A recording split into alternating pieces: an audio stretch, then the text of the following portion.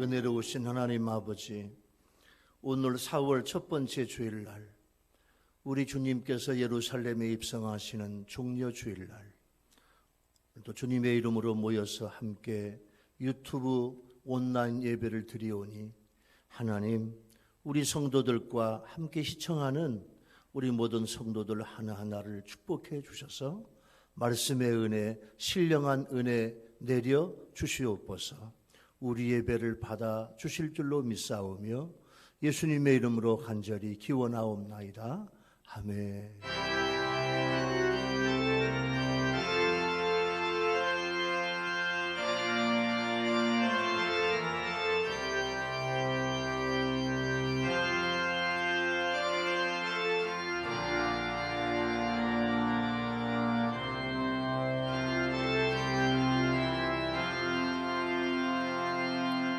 오늘 예배를 위해서 하정수 장로님께서 기도해 주시겠습니다. 다 같이 눈 감고 함께 기도하겠습니다. 하나님 아버지, 감사와 찬양을 올려드립니다. 그 어느 때보다도 예배의 중요성을 뼈저리게 깨달아 하는 저희들이 오늘도 온라인으로 예배를 드립니다. 우리의 예배를 받아 주시옵소서. 아멘. 저희들의 죄악을 담당하시고 구원하시기 위하여 예루살렘 성으로 입성하시고 호산나 찬양을 받으시는 주님, 저희들도 코로나19로 인하여 온통 힘들어하는 세상 속에서 우리의 영혼 깊은 곳으로부터 주님을 마음껏 부르짖게 하여 주시옵소서. 아멘. 이 나라와 민족을 고쳐 주시옵소서. 아버지여, 온 세계를 전염병의 공포로부터 구원하여 주시옵소서. 아멘. 자신의 힘만을 믿고 의지하며 하나님을 멀리하는 죄악이 관영하여 이러한 세상이 왔음을 저희들을 회개하고 주님 앞에 기도드립니다. 아멘. 주님 도와주시옵소서. 아멘. 월요일부터 시작되는 고난주간을 특별히 주님과 함께 하게 하여 주시옵소서. 아멘. 하나님의 말씀을 깊이 묵상하며 우리의 부질없는 것들을 절제하며 살아가게 하여 주시옵소서. 아멘. 다음 주일 부활절에는 마음껏 찬양하며 부활의 감격을 누리며 아버지. 온 성도들이 함께 예배드리게 주님 도와주시옵소서. 아멘. 우리의 예배를 기뻐 받으시는 주님, 우리의 찬양과 기도를 받아 주시옵소서. 아멘. 담임 목사님께 은혜를 더하여 주셔서 하나님의 신령한 말씀을 전하실 때 주님 저희들의 마음에 신비에 새기게 하여 주시옵소서. 아멘. 이 시간 아멘으로 화답하게 하여 주시옵소서. 아멘. 가정에서 드리는 예배를 온 가족과 함께 주님을 높여드리며 드리는 예배를 신령과 진정으로 드리오니 기쁘게 받아 주시옵소서. 아멘. 감사하고 이 모든 말씀을 우리 주 예수 그리스도의 이름으로 기도드리옵나이다. 아멘.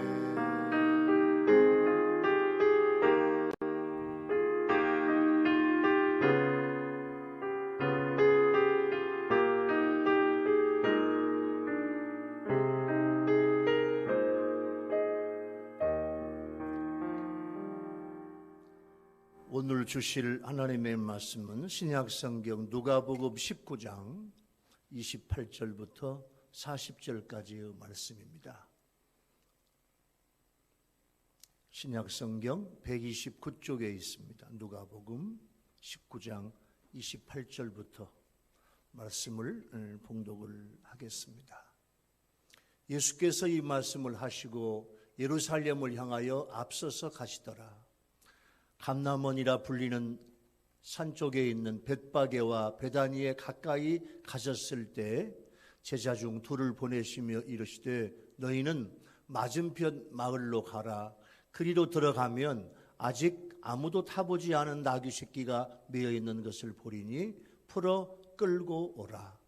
만일 누가 너희에게 어찌하여 푸느냐 묻거든 말하기를 주가 쓰시겠다 하라 하시매 보내심을 받은 자들이 가서 그 말씀하신 대로 만난지라.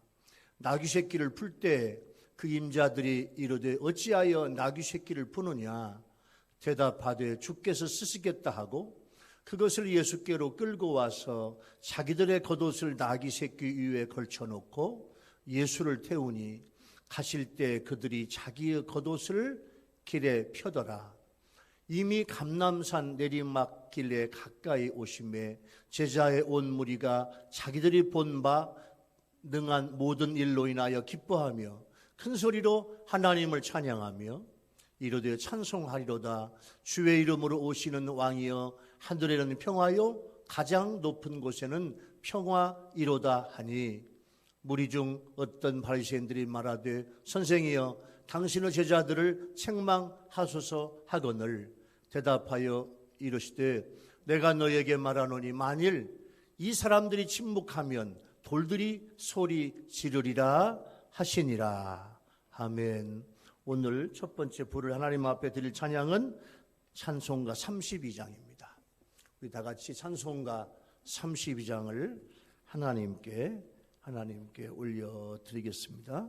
찬송가 32장.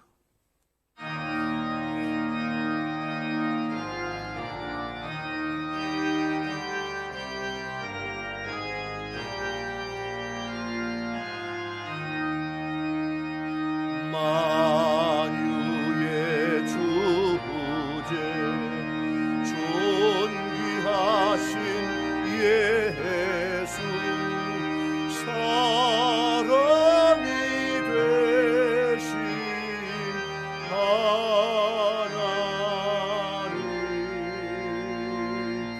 나 사모하여 영원히 섬길 내 영광 되신 주로 화려한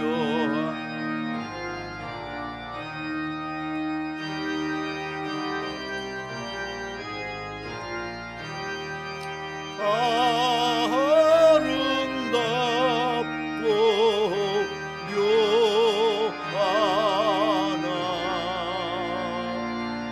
순전한 예수 더 아름다워 봄 같은 기쁨 주시네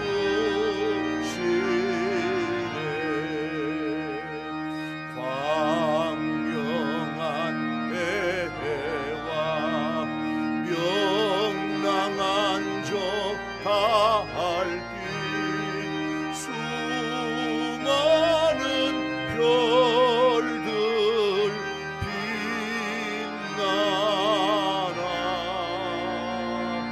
주 예수 빛은 더 찬란하여 참 비교할 수 없도다.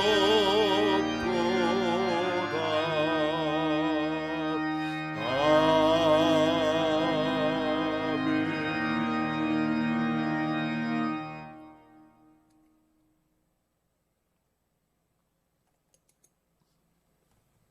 지난 한 주간도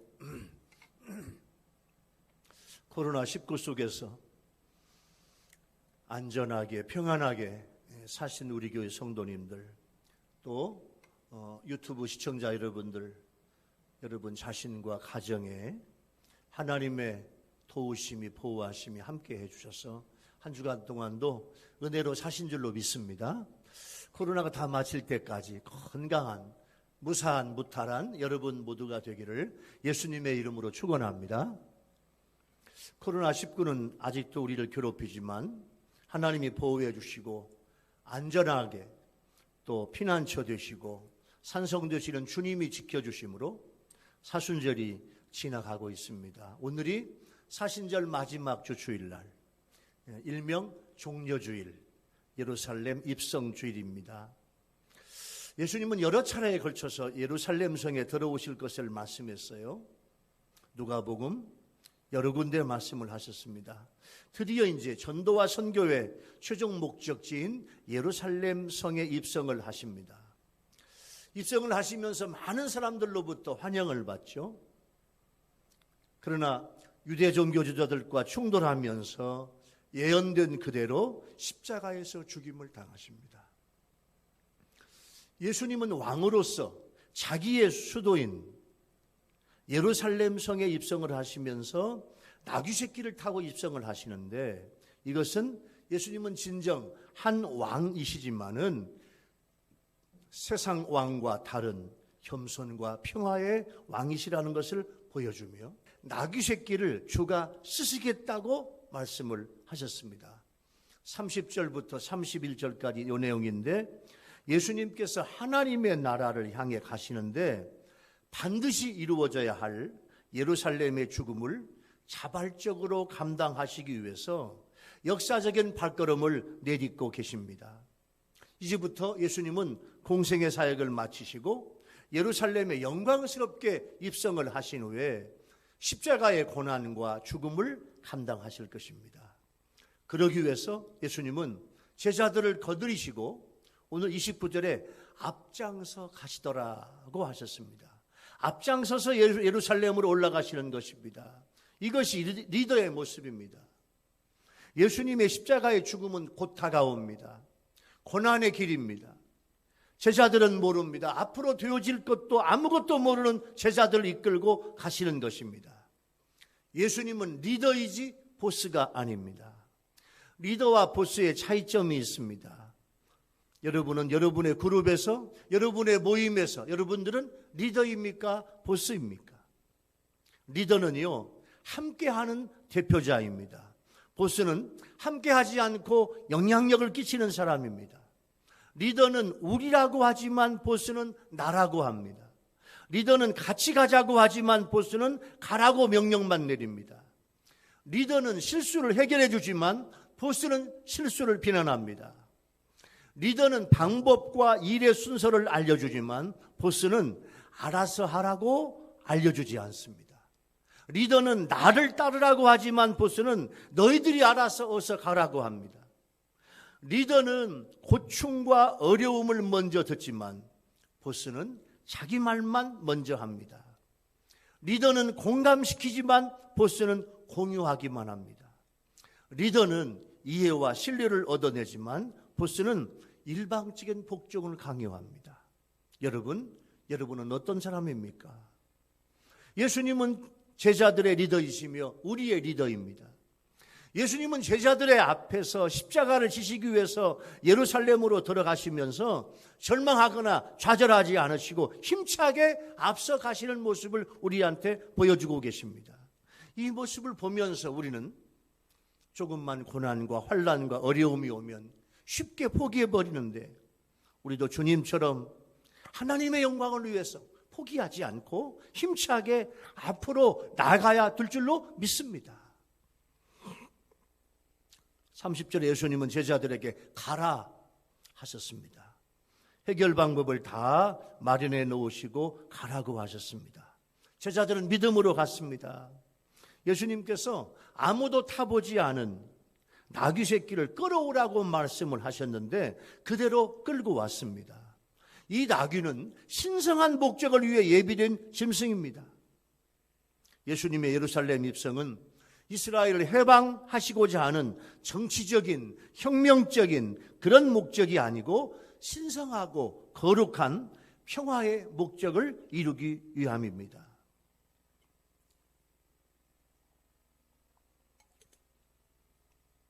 스가랴 선지자는 주님이 오시기 전 520년 전에 스가랴 9장 10절 말씀에서 시온에 따라 크게 기뻐할지어다. 예루살렘에 따라 즐거이 부를지어다. 보라, 내 왕이 내게 임하나니 그는 공의로우시며 구원을 베푸시며 겸손하여서 나귀를 타시나니 나귀의 작은 것 곧 나귀 새끼니라. 이렇게 예언을 하면서 말씀해 주셨는데 예수님은 전쟁을 통해서 오시는 무력의 왕이 아니고 구원을 베풀며 공의와 평화로 다스릴 것, 그런 평화의 왕으로 오실 것을 분명하게 예언하였고 그 예언대로 주님은 오셨습니다. 여러분, 왜 예수님께서 그 많은 짐승 중에서 하필 나귀를 타고 오셨다고 생각을 하십니까? 이에 대한 가장 중요한 이유는 역시 스가랴 선지자의 예언대로 예수님은 겸손의 왕을 보여주신 것이고 또 다른 이유는 예수님의 메시아적 본질을 무리들에게 가르쳐 주시기 위함입니다. 사실 무리들은 예수님께서 공생애를 마칠 즈음에 이르자 예수님을 메시아로 어느 정도는 인식하고 있었습니다. 38절 말씀에 보면 예수님을 그렇게 인식했어요. 물론 무리들은 예수님을 압제하고 고통받는 이스라엘 민족을 해방시킬 정치적인 메시아로 오해하였습니다. 하지만 예수님은 정치적인 메시아가 아니라 평화를 만드시기 위해서 이 땅에 오신 것입니다. 이 평화는 하나님과 사람 사이의 화목이요, 사람과 사람 간의 화목을 의미합니다. 그래서 예수님은 평화의 상징인 나귀 새끼를 타고 입성하신 것입니다. 오늘 본문 31절과 34절 말씀에 보면 주님이 쓰시겠다는 말씀이 나옵니다. 이 말씀의 원어를 보면 나귀의 주께서 필요로 하신다, 이런 뜻입니다. 여기서 해석이 두 가지가 있는데, 하나는 나귀의 주인과 예수님과 친분 관계가 있는 것인가? 또 하나는 이러한 말씀을 하실 수 있었던 것은 예수님의 초월적인 신적 능력에 의한 것입니다. 여러분은 어떻게 생각하십니까? 두 번째의 견해가 더 성경적입니다. 예수님은 초월적인 신적 능력에 의해서 나귀를 가서 가져오라고 말씀하신 겁니다. 마지막까지 쓰임받는 그런 사람들의 예화가 성경에 여러 군데 있죠. 로버트 크린턴 박사는 영적 지도자 만들기라는 책에서 하나님께 쓰임받는 사람들을 네 종류로 구분을 했습니다. 일찍 제외된 사람들, 비참하게 삶을 끝낸 사람들, 그저 그렇게 끝낸 사람들, 그리고 삶의 마지막까지 하나님께 쓰임받으면서 인생을 잘 끝낸 사람들, 네 가지 종류가 나오는데, 이 네 가지 종류를 보면서 여러분 우리 자신을 보아야 하겠습니다. 먼저 일찍 제외된 사람들이란 자신의 잘못 때문에 지도자의 위치에서 일찍 떠난 사람들입니다. 축출된 사람들입니다. 아비멜렉, 삼손, 압살롬 같은 성경의 인물들이 여기에 속합니다. 두 번째로 비참하게 삶을 끝낸 사람들은 인생의 말미에 타락한 사람들로 엘리 제사장, 사울, 솔로몬과 같은 지도자들입니다. 그리고 세 번째로 그저 그렇게 끝낸 사람들은 하나님이 맡겨주신 사명을 완수하지 않은 사람들로 다윗을 그 대표적 인물로 꼽았는데, 그는 하나님의 마음에 합한 사람이었지만은 죄의 결과 허망하게 삶을 끝마칠 수밖에 없었습니다. 마지막으로 삶의 마지막까지 하나님께 쓰임받으면서 승리한 사람들로는 아브라함, 욥, 요셉, 엘리야, 다니엘, 요한, 바울, 베드로와 같은 그런 인물들입니다. 이처럼 사람마다 삶의 내용이 다르게 평가되는 이유는 삶의 과정에서 누구에게나 닥쳐오는 사탄의 유혹에 대처했던 방법이 저마다 다르기 때문입니다. 유혹에 대적해서 승리한 사람이 있는가 하면 그 공격 앞에 무릎을 꿇고 비참하게 삶을 마감한 사람도 많습니다. 여러분 모두는 마지막까지 주님께 쓰임 받아야 될 줄로 믿습니다. 오늘 말씀에 주님께서 주가 쓰시겠다 하라,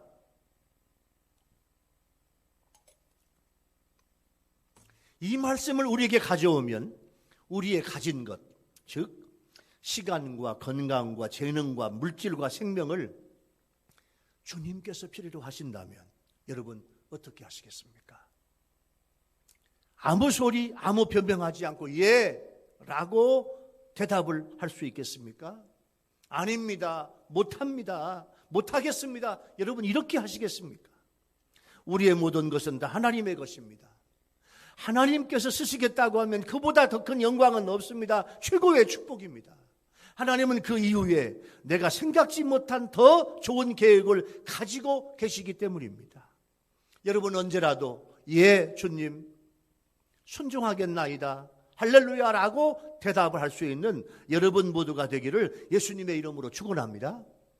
오늘 첫 번째 말씀의 은혜의 주제의 적용은 주님이 여러분들의 소중한 것을 필요로 하실 때 아까워하지 말고 주님께 드려서 더 큰 은혜와 축복을 받는 여러분들이 되어야 될 줄로 믿습니다. 자, 오늘 은혜의 주제 두 번째는요, 나귀 새끼를 타고 주님께서 입성하시는 주님입니다. 나귀 새끼를 끌고 온 두 제자가 자기들의 겉옷을 나귀 새끼 위에 걸쳐놓는 것은 존경의 의미입니다. 이러한 것은 왕을 영접하거나 또 왕의 즉위식에 존경하기 위한 최고의 존경의 표현입니다. 구약에서 예후가 왕이 될 때 이런 일이 있었습니다. 열왕기하 9장 13절 말씀에 이렇게 겉옷을 위에 걸쳐놓고 존경의 표시를 한 것입니다. 이스라엘의 새로운 왕이 되었을 때 주위 사람들이 그를 인정하고 그에게 복종할 것을 의미하는 뜻에서 이런 행동을 하는 것입니다.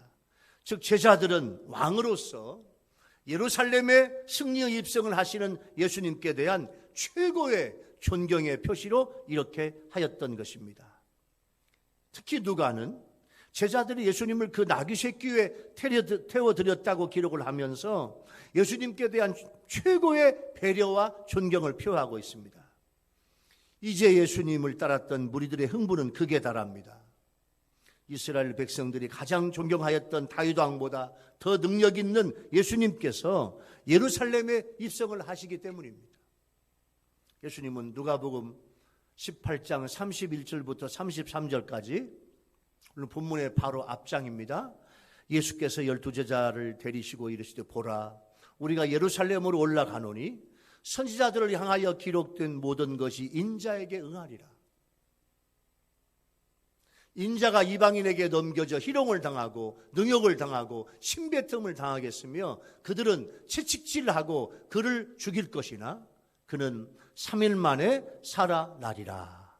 이렇게 순환을 예고했는데도 불구하고 그들은 이제 예수님께서 왕 되신 메시아로서 그의 충만한 능력과 영광을 나타내실 것으로 기대하며 왕의 즉위식을 알리는 것과 같은 행동을 하는 것입니다.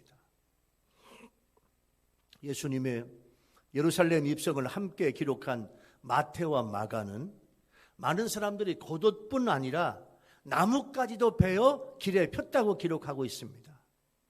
이에 대해서 사도 요한은 요한복음에서 이 나뭇가지는 승리와 은총과 고결함을 상징하는 바로 종려나무, 시편 92편 12절에 나오는 팜추리 종려나무였다고 구체적으로 기록하고 있습니다.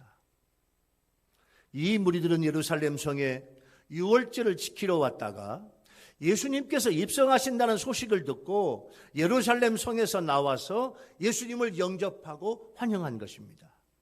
그러나 예루살렘에 입성하는 제자들과 무리들의 생각과 예수님의 생각은 전혀 달랐습니다. 제자들은, 무리들은 예수님께서 예루살렘에 입성을 하셔서 로마의 하수인인 헤롯과 로마 군대를 몰아내고 유대인의 왕위로 즉위하시리라고 생각을 하였지만은 예수님께서는 자기 몸을 들여 십자가에 죽으심으로 모든 사람을 위하여 죄를 구원하시는 궁극적이도 위대한 목적을 가지고 예루살렘에 입성을 하셨던 것입니다. 그렇기 때문에 인류의 시조인 아담의 타락 이후부터 사탄이 이 땅에서 왕노릇하는 왜곡된 구속의 역사를 바로잡고 구원을 이루시려는 원대한 목적을 깨닫지 못하고 예수님을 정치적인 메시아로만 오해하고 예루살렘 성에 입성하시는 예수님께 최고의 존경을 표시했던 제자들은 예수님께서 잡히시던 그날 밤 예수님을 버리고 다 도망할 수밖에 없었고, 그렇게 예수님을 환호했던 많은 무리들은 도리어 예수님을 죽이라고 외치며 폭도로 변신할 수밖에 없었던 것입니다. 37절은 누가복음에만 기록된 내용인데 제자의 온 무리가 자기들이 본 바 능한 일로 인하여입니다. 예수님을 따랐던 많은 무리들이 크게 기뻐하고 흥분 가운데 하나님을 찬양한 이유를 설명해 주고 있죠. 얼마 전에 태어날 때부터 맹인인 바디메오의 눈을 뜨게 하셨습니다. 누가복음 18장 35절. 베다니에서 죽은 나사로를 살리셨습니다. 요한복음 11절. 제자들이 목격한 예수님의 능하신 일로 인하여 예수님을 메시아로 확신하고 예루살렘 성에서 벌어질 평화의 왕으로 등극을 바라보며 기대로 가득 차 소리 높여 찬양하는 것입니다. 예수님께서 하신 일을 능한 일로 표현했는데 이것은 하나님의 힘을 가리키는 권능, 초자연적인 놀라운 기적의 능력, 하나님의 왕적 능력의 권세, 이런 뜻을 가지고 있는데 여기에서는 하나님의 왕적 권세 능력을 가진 메시아 되심을 나타내고 있습니다. 믿는 자에게 구원을 주시는 권능자이심을 나타내셨던 모든 이적을 말하지만 예수님은 나귀를 타고 오시는 겸손한 메시아입니다. 여러분, 진정으로 겸손한 예화가 하나 있는데 우리나라의 한 기자가 싱가포르에 취재를 하러 갔습니다. 싱가포르에 상주하는 기자인데 그 당시에 싱가포르의 총리가 리콴유 총리였습니다. 우리 한국 상주 기자가 취재하러 간 공연장에 리콴유의 부모님을 만나게 되었습니다. 그런데 막강한 권력을 가진 총리의 부모님이 사람들 틈에 줄을 서서 기다리다 표를 사고 로얄석도 아닌 비석 저렴한 자리에서 공연을 관람하는 것입니다. 내심 이유가 궁금하던 차에 이 기자는 공연이 끝난 다음에 찾아가서 물어보았습니다. 리콴유 총리님의 부모님 맞으시죠? 어째서 총리의 부모님께서 이렇게 비석에서 공연을 관람하십니까? 그러자 그 노부부는 웃으며 이렇게 대답을 했습니다. 내 아들이 총리인 것과 내가 일반석에서 공연을 보는 것이 도대체 무슨 상관입니까? 노부부는 아들이 총리가 된 후에도 어떤 혜택도 일절 받지 않았습니다. 그전과 같은 생활을 유지하면서 평생 해오던 시계 수리점을 70세까지 그렇게 운영하면서 평범하게 살았다고 합니다. 노부부에게 총리직은 그저 아들의 직업일 뿐 그 이상도 그 이하도 아니었습니다. 예수님은 언제나 교만하지 말고 겸손하라고 가르치셨습니다. 그러나 세상에 많은 사람들은 권력을 탐하고 주변에 높은 사람들을 통해서 조금이라도 혜택을 보려고 노력합니다. 마음이 교만해지고 중심을 잃어갈 때는 하나님의 아들이지만 우리를 위해서 이 땅에 오신 겸손의 왕 예수님을 바라보는 여러분들이 되기를 바랍니다.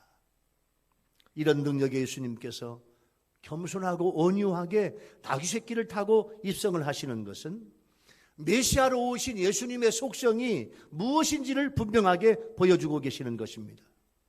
예수님은 유대민족을 로마의 압제와 기득권자들의 횡포로부터 건져내는 전투적이며 영웅적인 면모를 갖는 정치적인 메시아가 아니라 온유하고 겸손한 평화의 왕임을 보여주고 있습니다. 예수님은 구약에서 오시리라고 예언된 그 메시아인데 그분은 이 땅에서 수고하고 무거운 짐진 우리들의 죄의 짐을 대신 지시기 위해서 오신 것입니다. 주님이 가야 할 길은 바로 무거운 멍에를 메고 가는 짐승이 걸어가야 할 길과 같은 고난의 길입니다. 겸손과 평화를 상징하는 작은 나귀 새끼가 예수님을 등에 태우고 가듯이 숙주양 되신 예수님께서는 우리 주의 무거운 짐을 다 지시고 골고다 십자가의 죽음의 길을 가심으로써 하나님과 인간 사이의 평화를 가지고 올 평화의 왕이 되셨던 것입니다. 하나님과의 평화가 있게 되기를 바랍니다. 여러분의 심령 속에 평화, 화평, 화목, 하나님이 주시는 샬롬이 넘치게 되기를 바랍니다. 왜 만왕의 왕이신 예수님은 나귀 새끼를 타시고 예루살렘에 입성하십니까? 그 의미를 여러분 깊이 생각해 보시기 바랍니다. 오늘 주시는 세 번째 은혜의 주제는 주의 이름으로 오시는 왕입니다. 나귀를 타고 예루살렘 성에 오시는 예수님은 주의 이름으로 오십니다. 이 말은 여호와 하나님의 대리자의 자격입니다. 여러분, 우리들에게 주님, 주여, 이 말은 아주 중요합니다. 여러분들에게 주님, 주님, 주여라는 말은 어떤 의미입니까? 여러분, 주는 하나님을 지칭하는 영광과 권위의 존칭으로서 야훼라는 고유명사 대신에 쓰이는 말입니다. 최고의 고백은 베드로의 고백이죠. 베드로의 고백은 마태복음 16장 16절에 나오는데 주는 그리스도이시요 살아계신 하나님의 아들이십니다 라고 고백을 했습니다. 베드로의 고백이 여러분들의 고백이 되기를 바랍니다. 예수님은 내 인생의 주인이 되시고 나의 메시아, 나의 그리스도, 나의 구원자 되시고 지금도 살아계셔서 나와 우리 가족과 우리 교회와 우리나라와 세계 속에서 역사하시는 하나님의 아들 독생자입니다 라고 고백하시기를 축원합니다. 여러분, 이 고백 속에 주님의 기적이 나타나게 될 줄로 믿습니다. 도마도 예수님을 요한복음 20장 28절 말씀에서 나의 주이시며 나의 하나님이십니다 라고 고백을 했습니다. 베드로는 사도행전 2장 36절 말씀에서 너희가 십자가에 못 박은 이 예수를 하나님이 주와 그리스도가 되게 하셨느니라고 하였습니다. 사도 바울은 예수님은 주님이라고 고백했습니다. 예수님이 주님이라고 하는 사실은 성경에 의하지 않고는 아무도 말할 수 없다고 하였습니다. 그래서 주의 이름은 모든 이름 위에 뛰어난 이름이 됩니다. 그래서 사도 바울은 고린도전서 결론 부분에 아람어의 기도인 마라나타 우리 주여 어서 오시옵소서 이렇게 고백을 한 것입니다. 우리가 예수님을 나의 주, 나의 주님으로 고백하는 것으로 우리는 주님의 자녀가 되고 주님의 신실한 종이 됩니다. 주님의 자녀가 되고 주님의 종이 되면 우리를 책임져 주실 분은 오직 주님이실 줄로 믿습니다. 우리와 동행하십니다. 우리와 늘 함께 하십니다. 여러분, 주님은 우리를 주위에서 구원해 주시기 위해서 오셨습니다. 악한 사탄의 수하에서 구원해 주시기 위해서 오셨습니다. 이렇게 오시는 주님을 마태복음과 마가복음에서 마태와 마가는 주의 이름으로 오시는 이여라고 했는데 오늘 이 누가복음에는 주의 이름으로 오시는 왕이여 이렇게 왕을 추가하였습니다.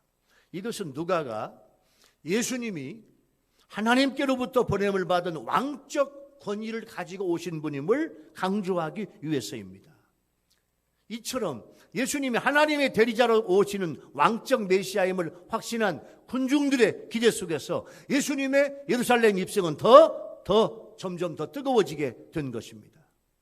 그러면서 누가의 독특한 기록이 계속이 되는데 오늘 본문에 보면 하늘에는 평화요 가장 높은 곳에는 영광이로다 하였습니다. 마태와 마가는 호산나를 강조하였습니다. 호산나는 원하건대 구원하소서. 구원을 원합니다. 구원해 주옵소서. 우리를 구원해 주세요. 이런 뜻입니다. 그런데 누가는 평화와 영광이라는 단어를 쓰고 있습니다. 하늘과 가장 높은 곳은 세상 만물의 주권자이신 하나님을 간접적으로 표현하는 말입니다. 그래서 하나님께 평화라는 말은 인간의 죄로 인해서 하나님과 원수가 되었는데 장차 예수님의 속죄의 죽음을 통해서 인간과 화해하며 화평의 길을 열어주신다는 의미입니다. 또한 하나님께 영광이란 말은 이와 같은 예수님의 십자가의 화해의 죽음이 하나님께 영광이 된다는 의미입니다. 왕이신 주님께서 우리의 죄를 위해서 십자가를 지시기 위해서 예루살렘 성에 입성하시는 날 누가는 이미 누가복음 2장 14절에서 메시아로 오시는 아기 예수님의 사명을 말하면서 예수님의 탄생을 천사들이 알려주었고 이미 천사들이 찬양했던 것처럼 모든 사람의 구속을 완성하셔서 참된 평화를 누리고 또한 그에 합당한 영광을 받으실 메시아를 지금 찬양하고 있는 겁니다. 어린 양이어야 정말로 왕입니다. 여러분, 연약한 어린 양이 있습니다. 엄청난 권력과 군대를 가진 열왕이 어린 양을 무자비하게 공격합니다. 그러나 이해할 수 없는 결과가 나왔죠. 어린 양이 이겼습니다. 그 이유는 이 어린 양이 왕들의 왕위에 있기 때문에 그래요. 이것은 하나님 나라의 진실입니다. 사도 요한이 계시를 받을 만한 때도 무적의 로마 제국이 어린 양을 일어설 수 없게끔 무참히 짓밟은 것 같았습니다. 그런데 신기하게도 로마 제국은 그 흔적만 남기고 역사에서 사라졌고, 어린 양과 그의 소명을 받은 사람들은 바람에 누웠다 다시 일어나는 잡초처럼 계속 이겨왔습니다. 지금도 세상은 어린 양과 그의 교회가 잘 안 될 것이라는 비난을 받습니다. 하지만 승리는 처음부터 추하고 무능한 우리의 손에 달린 것이 아니었습니다. 그것은 무력한 우리를 선택하신 어린 양의 능력에 있습니다. 어린 양은 피투성이가 되도록 싸우는 맹수가 아닙니다. 그런데 신기하게도 어린 양이 이깁니다. 사실은 어린 양이어야만 이길 수 있는 것이 하나님 나라의 원리입니다. 이런 사실은 성경 곳곳에서 발견되는데 이사야 53장 7절 말씀에 보면 도수장으로 끌려가는 어린 양과 털 깎는 자 앞에서 잠잠한 양같이 그의 입을 열지 아니하였도다. 골로새서 2장 15절 말씀에는 십자가로 그들을 이기셨느니라. 계시록 5장 12절 말씀에 보면 죽임을 당하신 어린 양은 능력과 부와 지혜와 힘과 존귀와 영광과 찬송을 받으시기에 합당하도다 말씀하셨습니다. 어린 양은 보잘것없는 나귀를 타고 오셔서 막강한 병거와 말을 이기고 세계를 정복하셨습니다. 어린 양이라는 이미지는 그분의 성품과 통치 방법을 나타냅니다. 승리자로서의 왕은 그분의 정체성과 능력을 의미합니다. 당장 다 제압하겠다고 설치면 로마 제국처럼 무너집니다. 그러나 어린 양의 모습으로 묵묵히 우리의 십자가를 지면 반드시 승리하여 왕노릇할 것입니다. 어린 양으로 오신 예수님의 성품과 태도를 우리가 본받아야 될 줄로 믿습니다. 그럴 때 우리의 참된 왕이신 예수님의 능력에 힘입어 승리하게 될 줄로 믿습니다. 오늘 종려주일에 나를 위해서 십자가 지시기 위해서 예루살렘 성에 입성하시는 주님을 봅니다. 만왕의 왕이신 주님을 만나야 합니다. 그 은혜를 깨달아야 됩니다. 예수님은 나의 주님이시며 나의 왕이 되신다는 것은 내 인생의 최고의 축복입니다. 오늘 그 은혜를 받는 날입니다. 여러분, 그 주님을 뜨겁게 사랑하는 여러분이 되기를 예수님의 이름으로 축원합니다. 할렐루야.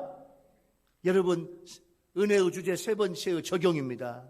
나의 죄를 위해서 하늘보좌를 버리시고 십자가를 지시는 주님을 여러분 믿습니까? 내 죄사함의 은혜를 받았습니까? 죄사함의 기쁨이 있나요? 죄사함의 은혜가 임해야 돼요.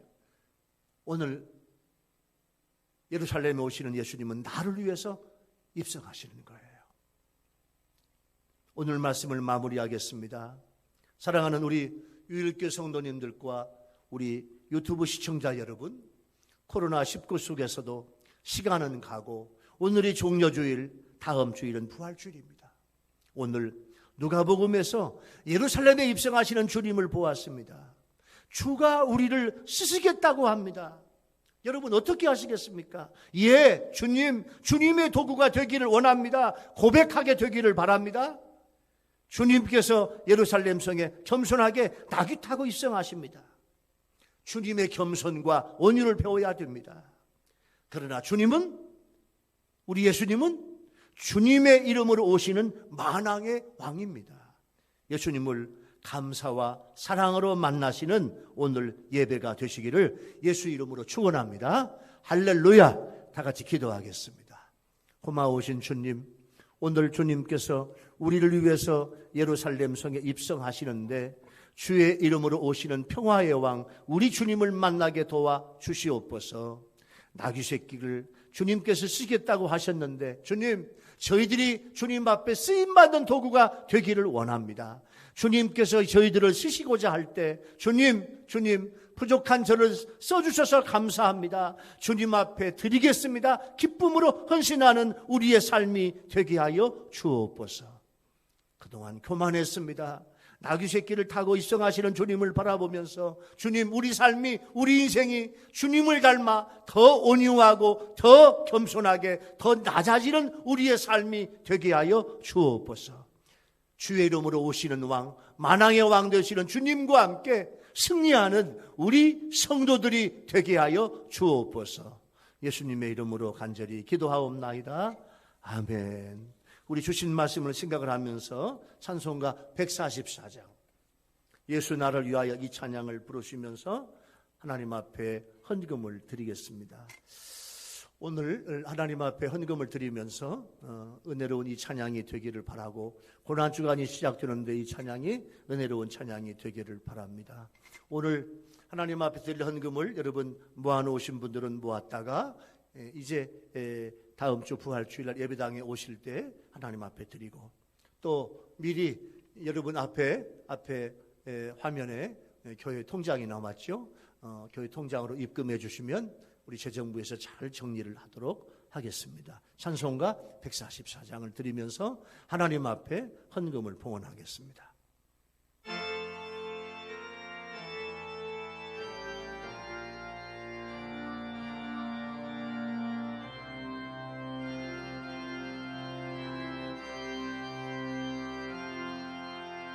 예수 나를 위하여 십자가를 지고 세상 죄를 지시고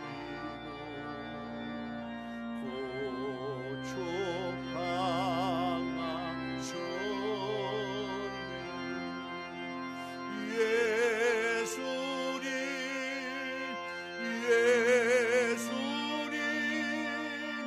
나의 죄 위하여 몸에 피를 흘리니 죄인 받으소서.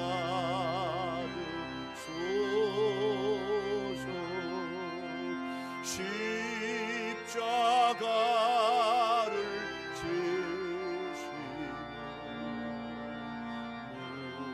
무슨 죄가 있나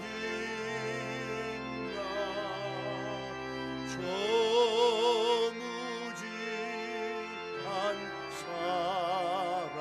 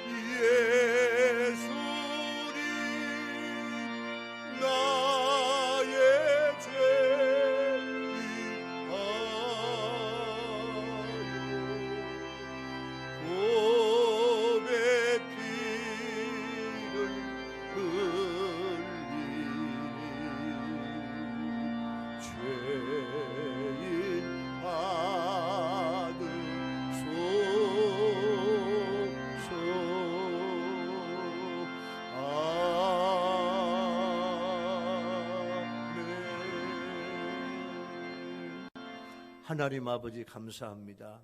오늘 4월 첫 번째 주일날, 종려주일날 예배당에 모여서 함께 예배를 드리지는 못하지만 하나님 유튜브 동영상 온라인 예배를 주님 앞에 드립니다.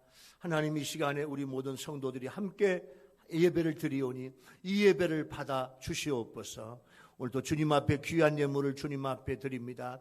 주일 헌금을 주님 앞에 드리오니 그 헌금을 복을 내려주셔서 그 손으로 하는 일들마다 하나님의 은혜와 기적이 나타나게 도와 주시옵소서.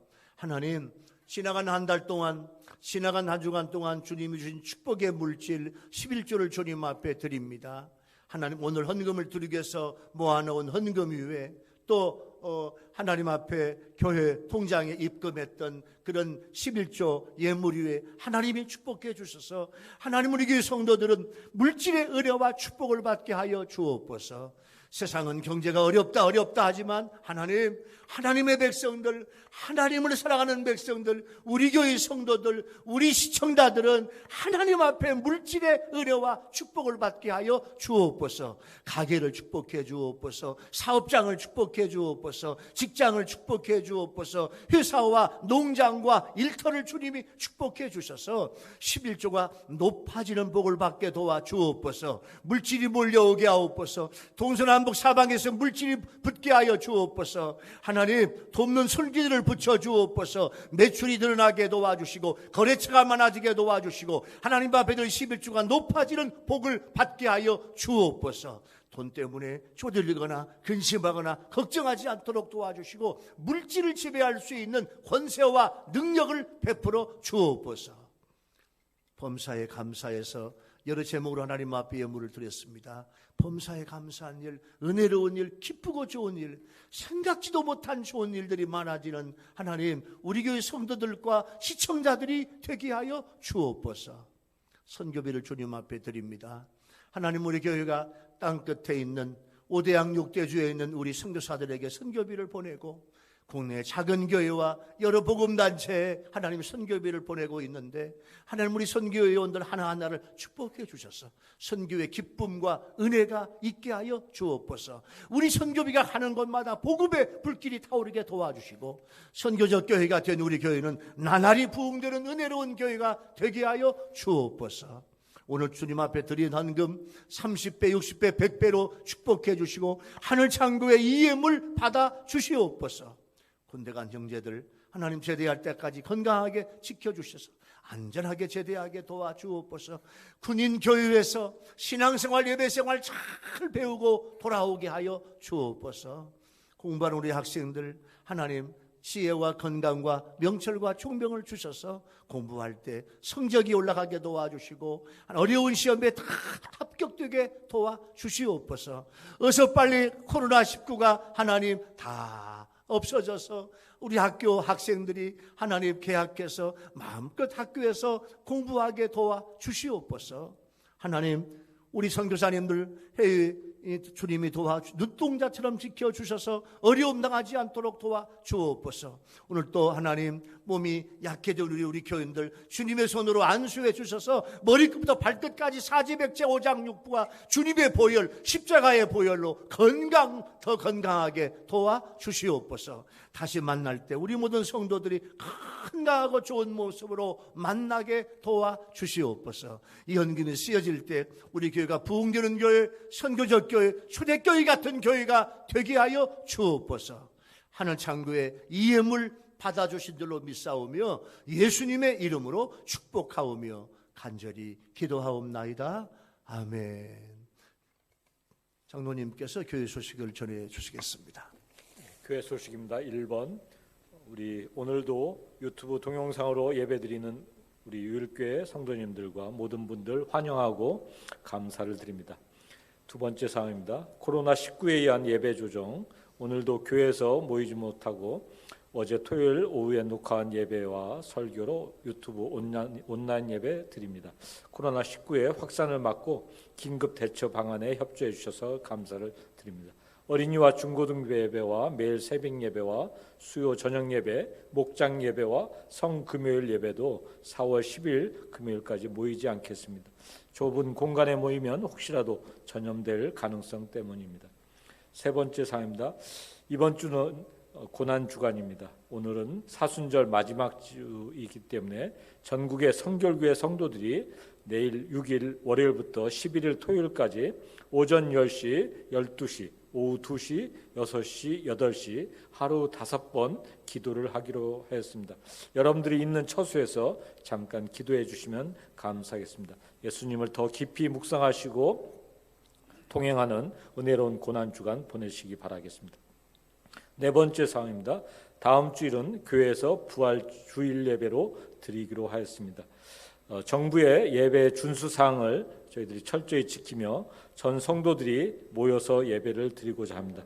3월 1일 주일 이후로 교회 예배를 드리지 못했는데 드디어 부활 주일 감사 예배를 드리고자 합니다. 부활절 감사 헌금을 정성스럽게 준비해서 드리시기 바랍니다. 따라서 4월 11일 토요일 오후 2시부터 교회 대청소를 하고자 합니다. 청소하실 분들은 마스크를 쓰고 교회로 오시면 감사하겠습니다. 다섯 번째 사항입니다. 금주 성도의 생일 축하입니다. 유혜성 집사님이 9일, 김영경 집사님과 고기호 집사님 10일, 민경도 안수 집사님 11일, 김응한 권사님이 12일입니다. 축하를 드립니다.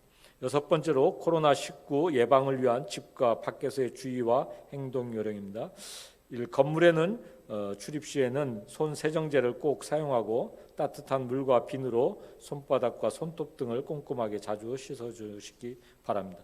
외출 시에는 마스크를 필히 착용하고 기침을 할 때에는 옷소매로 반드시 가려줍니다. 세 번째, 악수가 아닌 목례로 인사를 합니다. 네 번째, 웬만하면 외출을 자제하고 사람들이 많이 모이는 곳은 가지 않고 꼭 가야 하는 경우에는 마스크를 쓰고 가시고 거리를 두고 앉으며 외출 후에는 손을 깨끗이 닦고 옷도 소독을 해줍니다.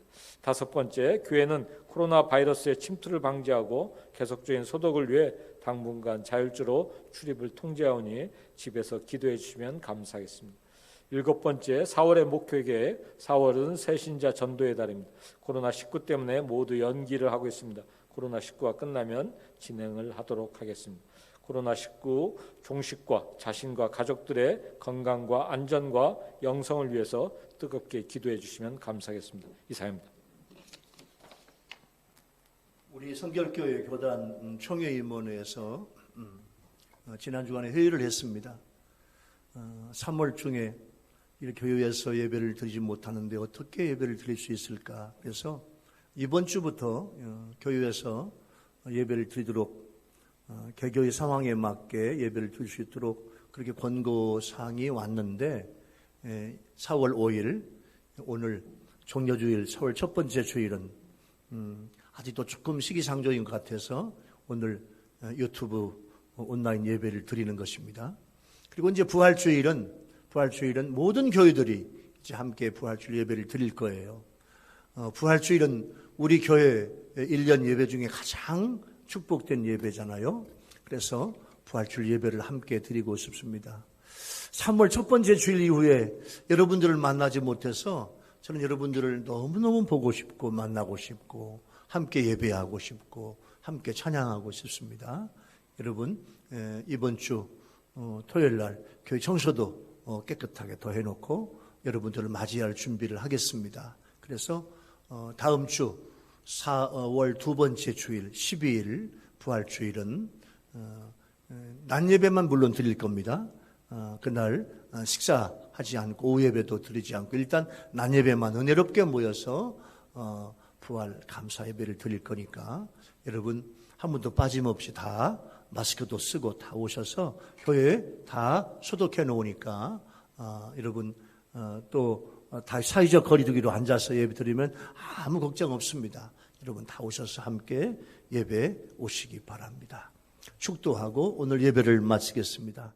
하나님 아버지 코로나19가 창궐하고 있는데 어서 빨리 소멸시켜 주시고 어서 빨리 없게 하여 주옵소서. 전 세계를 괴롭히고 있습니다. 하나님 우리 성도들이 하나님 앞에 눈물로 기도하고 있습니다. 우리 목회자들이 기도하고 있고 우리 평신도들이 하나님 앞에 간절히 기도하고 있는데 하나님 어서 빨리 코로나가 소멸되는 날이 오게 하여 주옵소서. 이 코로나를 위해서 수고하는 의료진들을 주님이 도와주옵소서. 하나님 의사, 간호사, 하나님 여러 당국자들을 주님이 도와주옵소서. 또 외국에 있는 우리 선교사님들, 외국에 있는 우리 교민들 건강하게 주님 지켜주시고 전 세계를 괴롭히고 있는 코로나가 속히 끝날 수 있도록 은혜를 베풀어 주시옵소서.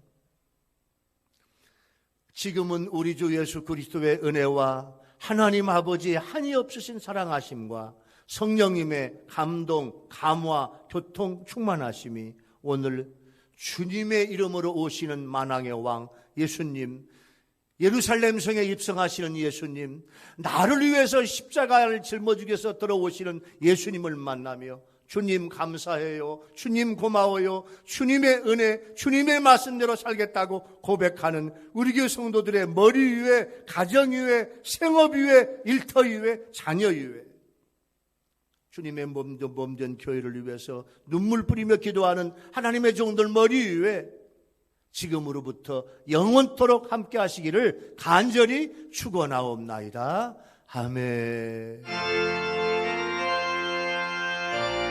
하나님 아버지, 우리 예배를 축복해 주옵소서. 우리 성도들을 축복해 주옵소서.